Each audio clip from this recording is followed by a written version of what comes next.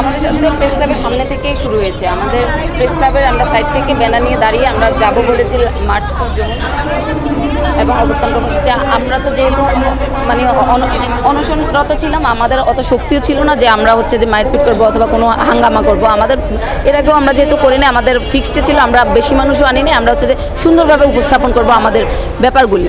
তো আমরা এই জন্য যাচ্ছি। প্রথমে বাধার সম্মুখীন হই আমরা প্রেস ক্লাবের সামনে পুরুষ পুলিশ দ্বারা। এরপরে হচ্ছে যে আমরা তারপর ছত্রভঙ্গ হয়ে আলাদা আলাদা আমাদের ডেস্টিনেশনে পৌঁছানোর চেষ্টা করি যমুনার ওখানে দেখি যে পুলিশ একটু সামনে আরও আগায় আসছে। আমরা তো ঢুকারও চেষ্টা করতে পারি নাই।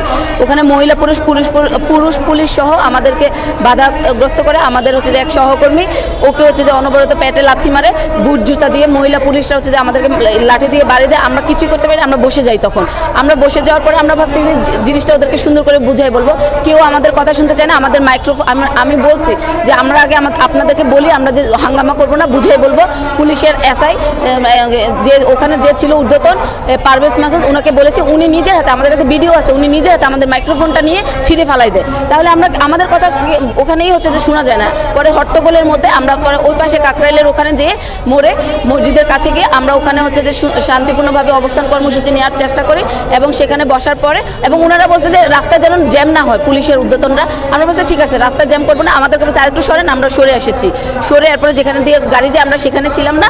আমরা এরপরে সরে আসার পরে তারপরে হচ্ছে যে ওনারা আলোচনা করে এরপরে বলতেছে যে ঠিক আছে আপনাদেরকে প্রধান উপদেষ্টার কার্যালয়ে নিয়ে যাব।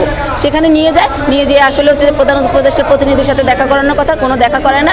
স্মারক দিতে বলে, স্মারক দিই, আমাদেরকে আবার ব্যাক করে। আমরা বলছি না, আমরা হয় প্রধান উপদেষ্টা নইলে প্রধান উপদেষ্টার একান্ত সচিব স্যার ওনাদের সাথে কথা বলে এরপরে আমরা এখান থেকে যাব। তারপরে ওনারা হচ্ছে যে বলে কি এখানে 144 ধারা। আমরা বলছি না, এটা তো 144 ধারার আওতায় পড়ে না। এই যে গাড়ি চলতেছে আমরা তো হচ্ছে যে পাশে এবং আমরা গাড়ি চলাচলেও বিঘ্ন হচ্ছে এমন কোনো কাজ আমরা করতেছি না।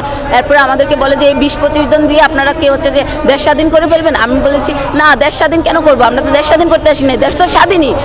এখানে আমরা হচ্ছে যে আমাদের ডক্টর ইউনূস স্যারের সাথে হচ্ছে যে দেখা করতে এসেছি, আমাদের প্রধান উপদেষ্টার সাথে। উনি এরপর আমাকে এইভাবে একদম হাত তুলে, ঠিক আছে, এরপরে হচ্ছে যে আমাকে এইভাবে মারার জন্য হাত তুলে। এরপরে পাশে দিয়ে হচ্ছে যে ডিসি ছিল পুলিশের মহিলা, উনিও দেখেছে ব্যাপারগুলি। এরপরে আমরা ওখানে অবস্থান নেই যে না, আমরা দেখা না করা পর্যন্ত যাব না, আমরা শান্তিপূর্ণভাবে বসে থাকবো। কিন্তু ওরা আমাদের কথা শুনে নেয়, আমাদেরকে টেনে হিঁচড়ে 15 জনকে হচ্ছে যে ওদের ব্যানে রিজার্ভ ব্যানে তো পুলিশের ব্যানে তুলে নেয়।